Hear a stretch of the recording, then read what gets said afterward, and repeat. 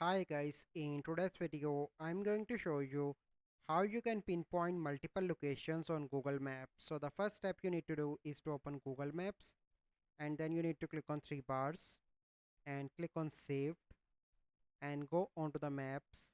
Click on open my maps and it will open a map for you. So I'm going to go with the previous map that I created recently. Okay, then you simply need to zoom on any place. So I'm going to zoom here for example.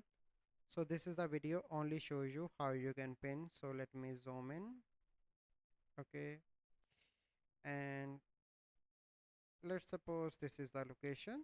So select that and click on add to map.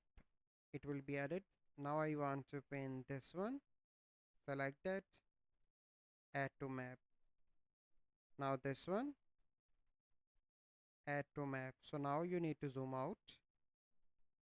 Okay, and here you can see the pin locations. You can see, let me zoom out again, and here you can see clearly the pins location. So this is a process that you need to follow to pinpoint multiple locations on Google Maps. So I hope you find this video helpful. If you find this video helpful, must like this video, subscribe to our YouTube channel for future videos. We'll see you in the next video. Thank you. Have a good day.